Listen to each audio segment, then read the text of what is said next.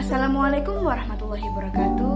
Halo semua, kembali lagi bersama saya Rana Saliha, mahasiswi tasawuf dan psikoterapi UINSA.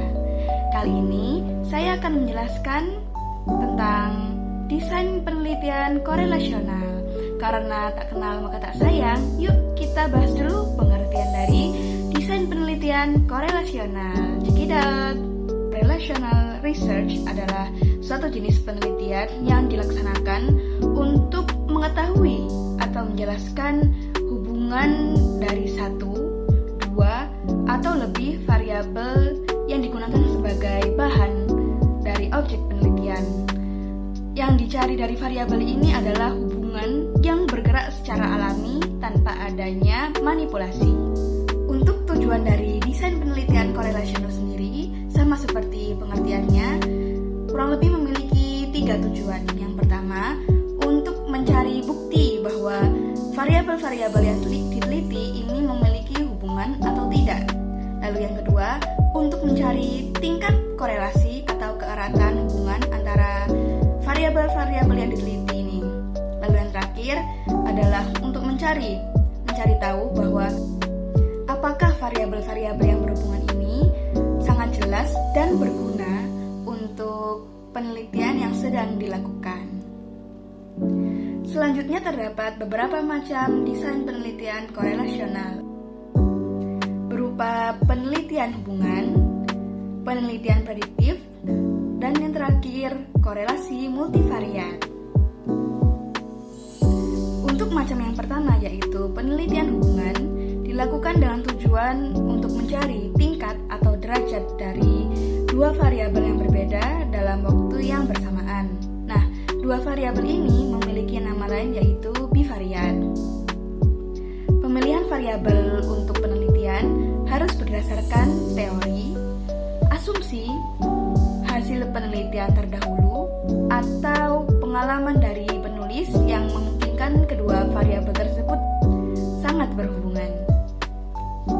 Selanjutnya adalah penelitian prediktif, yang mana penelitian ini berfokus untuk mengukur satu variabel atau lebih, yang kemudian kedua variabel ini akan digunakan untuk memprediksi kejadian yang akan datang berdasarkan hubungan kedua variabel ini melalui peristiwa-peristiwa yang telah lalu.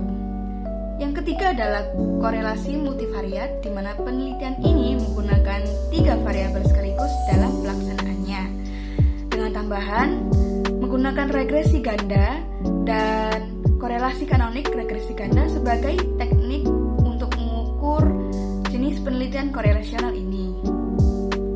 Sedikit tambahan, semakin banyak informasi terkait variabel yang diperoleh dalam jenis penelitian korelasional ini, maka akan semakin akurat hasil yang didapat untuk penelitian ini. Nah, dari tadi kan kita sudah membahas variabel ini, variabel itu. Ternyata dalam penelitian korelasional ini terdapat istilah khusus untuk objek penelitian yang diteliti. Seperti Y itu disebut sebagai variabel terikat, lalu X disebut sebagai variabel bebas. Ada istilah lain dari penelitian korelasional yang disebut issue research, yang bermakna bahwa penelitian ini bukan hanya mencari kuat atau lemahnya hubungan dari variabel dua atau lebih, namun juga mencari kuat atau lemahnya kesenjangan atau ketidaksinambungan dari kedua variabel tersebut. Untuk hasil dari penelitian korelasional ini terdapat 3 pembagian, yaitu yang pertama, hubungan positif, di mana variabel 1. Untuk hasil dari penelitian korelasional ini kurang lebih memiliki 3 pembagian, yaitu yang pertama, hubungan positif, di mana satu variabel dan variabel yang lain sangat berhubungan. Hal ini dilihat dari ketika satu variabel yang naik, maka variabel yang lain juga naik.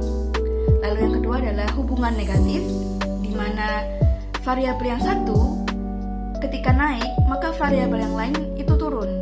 Jadi kurang lebih kedua variabel ini memiliki hubungan, namun hubungannya itu negatif. Lalu yang ketiga adalah hasil nihil, ketika kedua variabel sama sekali tidak memiliki hubungan, bahkan sedikit pun, maka variabel ini disebut variabel gugur. gugur karena tidak memiliki hubungan sama sekali. Untuk selanjutnya kita bahas teknik pengumpulan dari desain penelitian korelasional. Kurang lebih terdapat 3, yaitu observasi naturalistik, survei, dan arsip data. Untuk observasi naturalistik ini, peneliti menghampiri atau terjun ke lapangan ke tempat atau habitat asli dari objek penelitian. Hal ini dilakukan untuk memantau atau mengamati sifat asli atau spontanitas dari objek penelitian tersebut. Yang kedua adalah survei.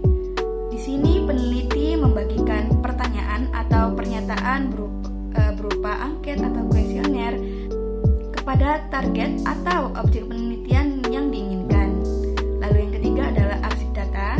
Di sini peneliti mencari data tambahan atau dukungan tambahan untuk penelitiannya melalui informasi sekunder seperti arsip-arsip data ya berupa buku, dokumentasi, dan sebagainya. Lalu selanjutnya ada instrumen dari desain penelitian korelasional. Selanjutnya ada beberapa instrumen penelitian korelasional yang berikut sudah saya lampirkan.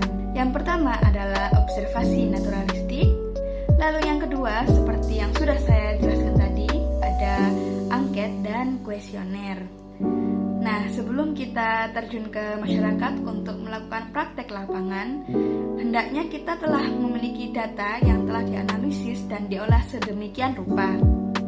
Untuk langkah awal mempersiapkan data-data tersebut adalah sebagai berikut. 1. Dengan melakukan scoring berupa pertanyaan atau pernyataan yang disusun sesuai dengan topik penelitian atau berhubungan dengan variabel penelitian kita, yang nanti pertanyaan atau pernyataan ini akan dianalisis sedemikian rupa.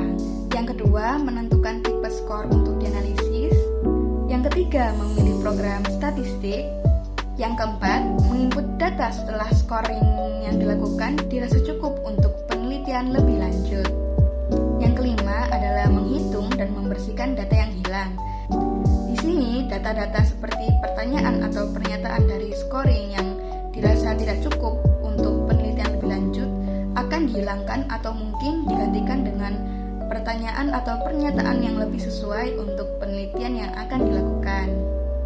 Yang terakhir, setelah penelitian dirasa berjalan dengan baik dan lancar, peneliti akan menuangkan laporan dan data-data tersebut ke bentuk karya ilmiah seperti jurnal dan sebagainya. Yang nantinya karya tersebut akan ditulis berdasarkan sistematika atau standar perguruan tinggi yang diikuti. Ya, dengan demikian berakhir sudah penjelasan dari desain penelitian korelasional. Kurang lebihnya saya mohon maaf ya. See you next time. Wassalamualaikum warahmatullahi wabarakatuh.